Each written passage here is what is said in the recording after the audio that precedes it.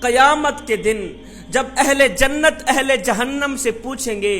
کہ آخر تمہیں کس چیز نے دوزخ میں ڈالا، تو ان کا پہلا جواب یہی ہوگا کہ ہم لوگ نماز نہیں پڑھا کرتے تھے، ہم لوگ اللہ کو سجدے نہیں کرا کرتے تھے۔ حضرت سیدنا عبداللہ بن مسعود رضی اللہ تعالی عنہ سے روایت ہے، آپ کہتے ہیں کہ ہم نے ایک دن حضور علیہ السلام سے پوچھا، آقا ہمیں بتایا جائے کہ اللہ تعالیٰ کو سب سے زیادہ کون سی چیز پسند ہے، اللہ تعالیٰ کو سب سے زیادہ کون سا عمل پسند ہے؟ میرے کریم نبی نے فرمایا، صحابی، اللہ تعالیٰ کو سب سے زیادہ جو عمل پسند ہے، محبوب ہے، وہ ہے مقررہ وقت پر نماز با جماعت ادا کرنا۔ جوانو، میں تمہیں ایک گنہگار شخص کی کہانی سناتا ہوں، ایک گنہگار شخص کا سبق آموز واقعہ سناتا ہوں، دل کے کانوں سے سنیے گا۔ ایک گنہگار شخص تھا، بدکار تھا، سیاکار تھا، شرابی تھا۔ علاقہ جانتا تھا کہ یہ گنہگار ہے، یہ بدکار ہے، یہ سیاکار ہے۔ علاقہ جانتا تھا یہ شخص شرابی ہے۔ زندگی کے دن گزر گئے، یہ گنہگار شخص مر گیا، فوت ہو گیا۔ اس کے انتقال کے بعد جب اس کی قبر کھودی گئی، لوگ دیکھ کر حیران رہ گئے کہ اس کی قبر میں نور ہی نور تھا، روشنی ہی روشنی تھی۔ گلاب کے پھول اگے ہوئے تھے جن کی خوشبو سے قبر میں عطر پھیلا ہوا تھا۔ ایسا لگتا تھا جیسا کہ جنت کی کھڑکی کھول دی گئی ہو،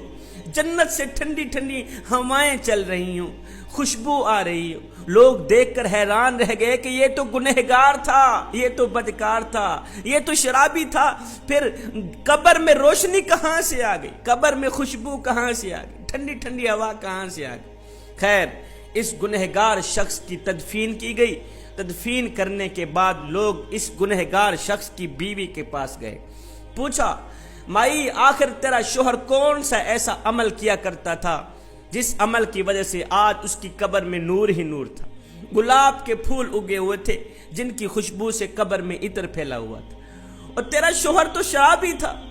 شرابی تھا، اس کی قبر میں روشنی کہاں سے آ گئی؟ بیوی نے کہا، بھائی میرا شوہر واقع گنہگار تھا، بدکار تھا، وہ شرابی تھا، پر اس کے ایک عمل ایسا تھا جو اس کی بخشش کا ذریعہ بن گئے۔ میں یقین سے کہتی ہوں وہی عمل میرے شوہر کی بخشش کا ذریعہ بن گیا ہوگا۔ لوگوں نے پوچھا وہ کون سا ایسا خاص عمل تھا؟ تو اس کی بیوی نے کہا وہ عمل یہ تھا کہ جب فجر کی اذان آتی تھی، فجر کی اذان سن کر میرا شوہر کیا کرتا، میرا ایک بچہ تھا جس کی عمر 4 سے 5 سال کی تھی، میرا شوہر اپنے بچے کو اٹھاتا، بیٹے اٹھو، خود بھی وضو کرتا، اپنے بچے کو بھی وضو کراتا، وضو کرانے کے بعد اس کی انگل پکڑ کے یہ کہتے ہوئے مسجد کی طرف چلا جاتا، بیٹے آؤ جس مالک کا کھاتے ہیں اس کے گیت گانے چلے، آؤ بیٹا جس مالک کو ساری کائنات سجدہ کر رہی،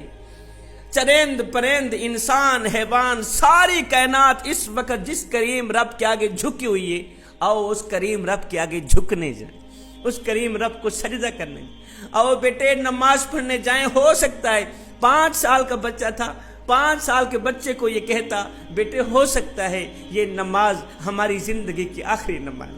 بیٹا ہو سکتا ہے یہ اذان ہماری زندگی کی آخری اذان، بیٹا ہو سکتا ہے میرا اللہ آخری بار ہمیں بلاوا دے رہا ہو،